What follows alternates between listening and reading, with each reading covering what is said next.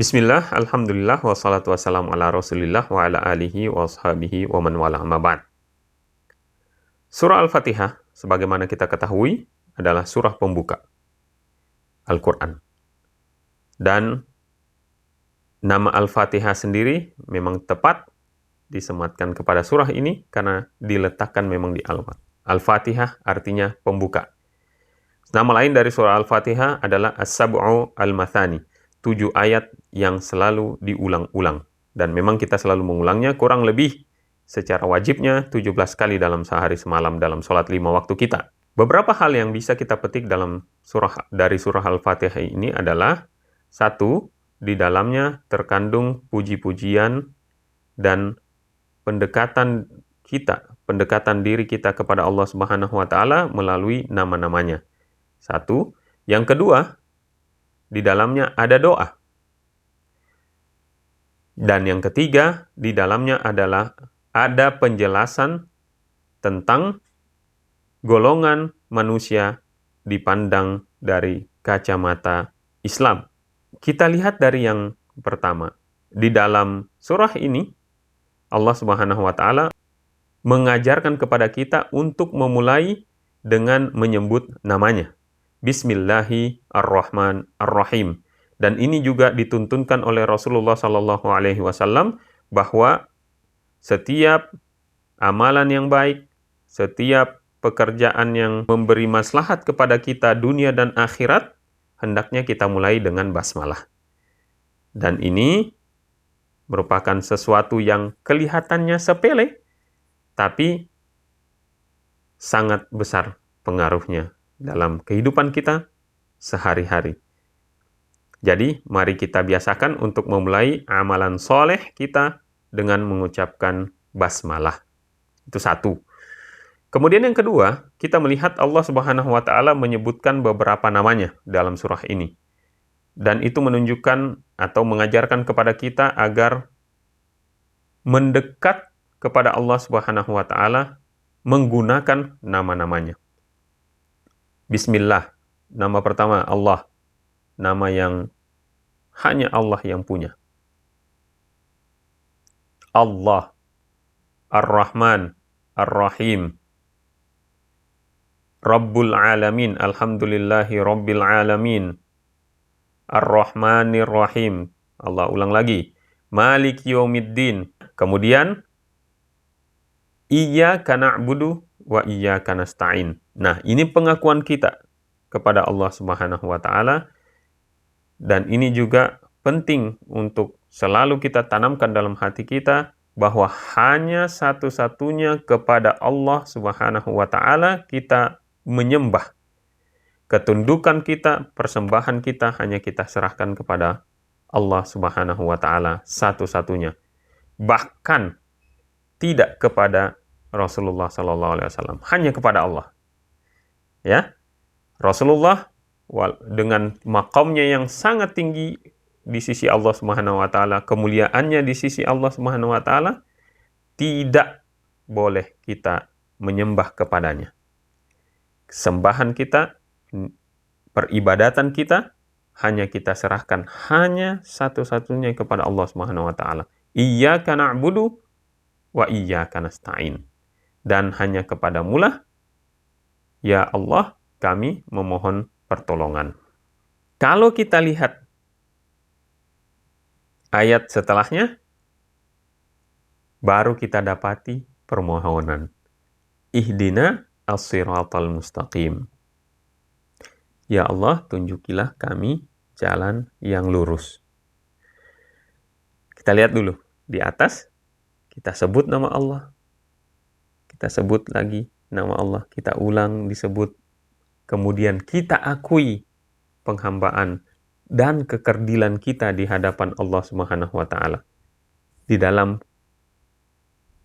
bagian kalimat wa iyyaka nasta'in itu mengajarkan kepada kita agar kita sadar bahwa kita ini tidak ada apa-apanya di hadapan Allah Subhanahu wa taala. Kita tidak punya kekuatan, kita tidak punya kemampuan kecuali yang datang dari Allah Subhanahu wa taala. Dan itu merupakan satu pengakuan yang akan mengantarkan kita kepada rasa rendah hati di hadapan Allah Subhanahu wa taala. Tidak angkuh, tidak sombong.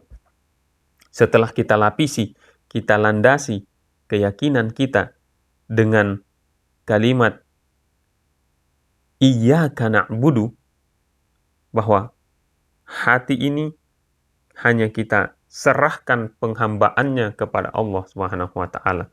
Kita hanya beribadah kepada Allah Subhanahu wa taala, maka kita susulkan dengan kerendahan hati kita di hadapan Allah Subhanahu wa taala, kita akui diri kita lemah dan kekuatan hanya datang dari Allah Subhanahu wa taala.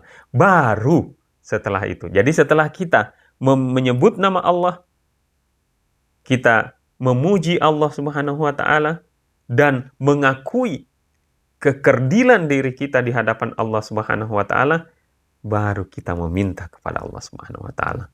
Dan ini adab yang diajarkan oleh Allah Subhanahu wa taala melalui Rasulnya sallallahu alaihi wasallam, agar kita mendekat kepada Allah Subhanahu wa taala dengan sering menyebut namanya dan sering mengakui kekerdilan kita di hadapan Allah Subhanahu wa taala, yang mengantarkan kita untuk menghambakan diri kepada Allah Subhanahu wa taala satu-satunya. Dengan itu, dengan jalan itu, kita mengetuk pintu Allah Subhanahu wa taala untuk memohon kepadanya. Setelah kita menyebut namanya, kita mengakui kelemahan dan kebutuhan kita kepada Allah Subhanahu wa taala, kita ketuk pintunya dengan itu, baru kita meminta. Ihdina as-siratal mustaqim. Ya Allah, tunjukilah kami jalan yang lurus. Ya Allah, dengan Rahman dan Rahim-Mu, Engkau yang memiliki segala sesuatu dan satu-satunya yang berkuasa di hari kiamat. Kami datang kepadamu, meminta kepadamu dengan kasih sayang-Mu yang maha luas.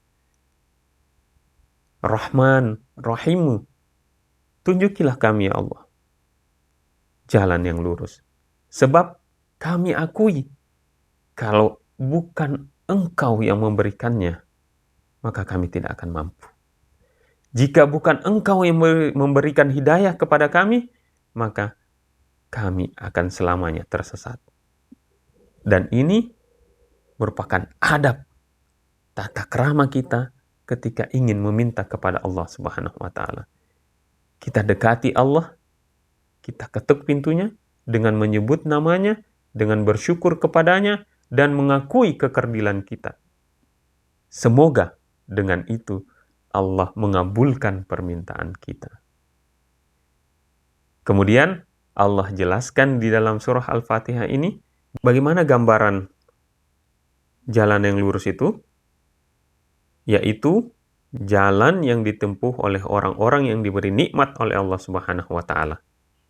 Siratal ladzina an'amta 'alaihim. Yaitu, nah ini golongan pertama. Jalan orang-orang yang Engkau beri nikmat kepada mereka. Yaitu siapa? Minan nabiyyina was-siddiqina wasyuhada was-salihin wa hasuna ulaika rafiqa. Dari golongan para nabi, orang-orang yang jujur, menjaga kejujurannya, wasyuhada, dan orang-orang yang mati syahid, wassalihin, dan golongan orang-orang soleh. Ini yang golongan pertama, yaitu golongan orang-orang yang Allah beri nikmat atas mereka. Ghairil maghdubi alaihim, golongan kedua. Bukan orang-orang yang Engkau murkai ya Allah. Kenapa mereka dimurkai? Karena mereka memiliki ilmu, tapi ngeyel dan tidak mau melaksanakan apa yang diperintahkan oleh pengetahuan mereka. Jadi mereka mengetahui, mereka mengilmui Allah Subhanahu wa taala, tapi mereka tidak mau mengikutinya. Waladhdallin, dan juga bukan orang-orang yang sesat. Ini golongan ketiga, yaitu orang-orang yang beramal tanpa mempelajari atau mengetahui dulu apa yang mereka amalkan. Jadi mereka beramal tanpa ilmu. Ini tiga golongan yang Allah sebutkan tersurat di dalam surah Al-Fatihah ini. Nah, ternyata ada golongan keempat yang memang tidak disebutkan oleh Allah Subhanahu wa taala secara tersurat di dalam surah Al-Fatihah, namun dapat dipahami dari konsekuensi atas pemahaman terhadap tiga golongan ini. Dan golongan keempat ini adalah golongan paling buruk dari golongan manusia, yaitu golongan yang tidak mau belajar dan tidak mau beramal. Dan mereka adalah seburuk-buruk manusia. Wallahu ta'ala a'lam.